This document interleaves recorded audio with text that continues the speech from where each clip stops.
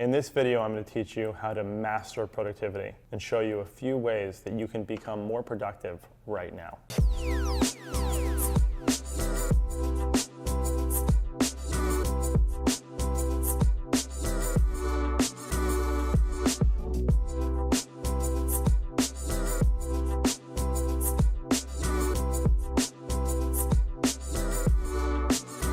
Hi, my name is Ari Meisel, and I help teach entrepreneurs how to become more replaceable. Several years ago, I created a system of productivity called Less Doing, as in less doing, more living. And the goal was to help people optimize, automate, and outsource everything in their lives in order to be more effective. Now, over the years, that's grown into several books, a successful coaching practice, and now a business-focused methodology, which I call the Replaceable Founder. The number one way that any entrepreneur can become more effective is by setting artificially restrictive limits on themselves. That's right, limits.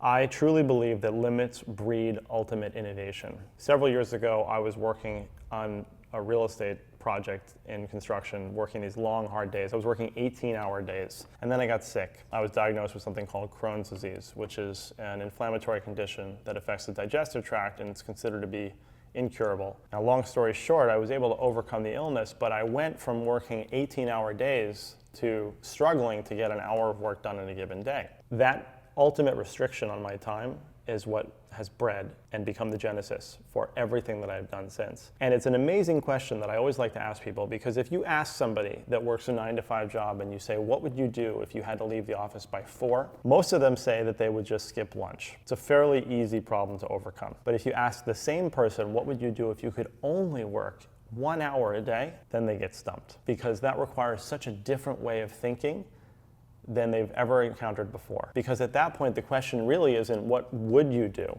it's what wouldn't you do. And if the things that you wouldn't do still have to get done anyway, then who or what is going to do them for you? And that has been the basis of everything that I've created ever since. Those extreme restrictions on time, on money, even on space, are what lead to the ultimate innovation that you need as an entrepreneur.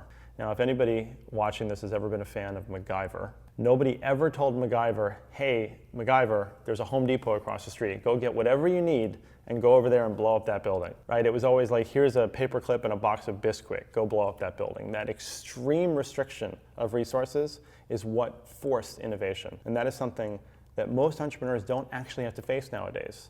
A lot of entrepreneurs have funding, they have a team, they have the technology at their disposal. They're not presented with these opportunities where they really have to think lean. You may think that you're operating lean, but you've never had to work in just 1 hour a day. Take those restrictions. Think about, how could I do this with half the money? How could I do this in half the time? Because we know from science that if you give yourself a certain amount of time to complete a task, you will fill that time, pretty much no matter what that time period is. So start thinking in restrictions today, and you will be more productive immediately. Now, the next tip that you want to consider if you want to be more productive right now is something called the Zeigarnik effect. Now, the Zeigarnik effect is really interesting. It's the voice in our heads that pushes us to complete the uncompleted. And this is a well-documented psychological phenomenon that was discovered roughly 90 years ago by a Russian doctoral student living in Berlin. And what she found was that there is this natural urge, this voice that pushes us to complete the things that are not completed. And even the worst procrastinator in the world still likes to have some sort of closure.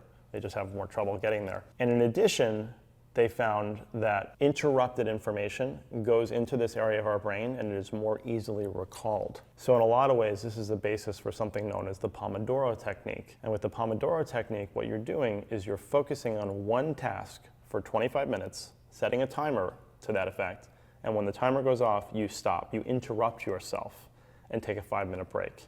And then you go back to it after. And you do this several times, using those interruptions very effectively and focusing on one thing at a time. So at the end of the day, if you focus on that one thing, then you can actually complete that one thing. Whereas if you don't, if you try to focus on multiple things at the same time, the Zeigarnik effect will pop up. And it's going to be this voice in your head saying, complete this and finish this, and I want to finish this. But you can't because you have too many things going on. So ultimately what happens is your brain just sees all the stuff you're not getting done.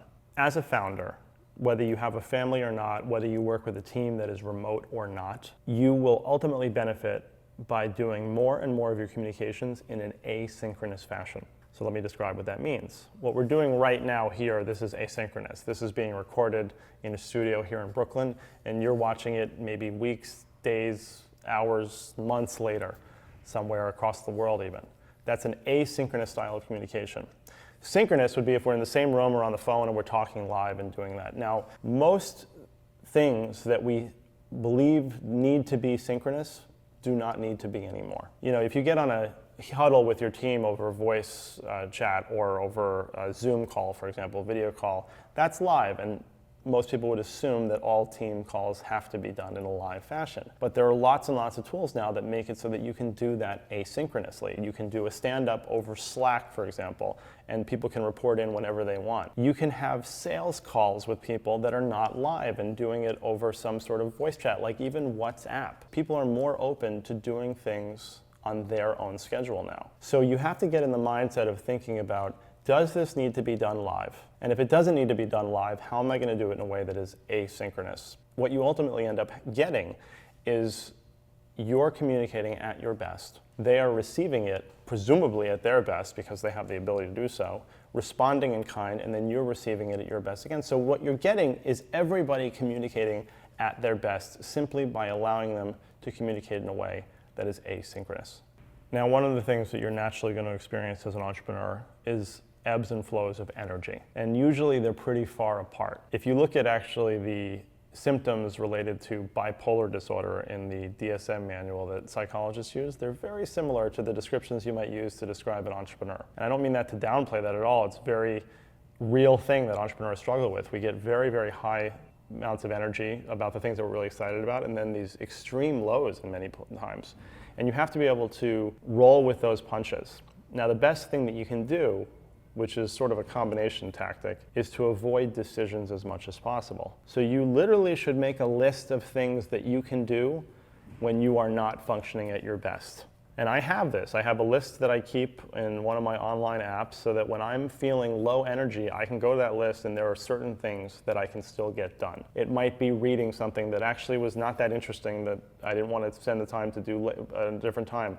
I can probably deal with email when I'm not in the highest energy place. You can learn things that you might not have been in the headspace to learn another time because there was too many other exciting things keeping your attention. So you can make a list of things so that when you are in that state, you can go to it, you don't have to make any decisions, it's there, and you just follow your own advice. One of the absolute gurus of productivity, David Allen, the creator of the Getting Things Done system, actually refers to this as his brain dead list. So he has a whole list of things that he can do when he's totally brain dead because either he's jet lagged from traveling or he's exhausted from not sleeping well. And you can still be productive and even use that to pull yourself out of that slump. The last tip is to own your calendar. Now, I'm not a big believer in to-do lists for a number of different reasons, but at the end of the day, I focus on what is in my calendar. If it's not in the calendar, it's not happening. If there's something that I need to read, I will make time for it in my calendar. If there's something that I need to write, I will make a slot in my calendar. And then, of course, all the meetings and calls and things that I might have are going to be in there. And what that does is it gives you a really good visual reminder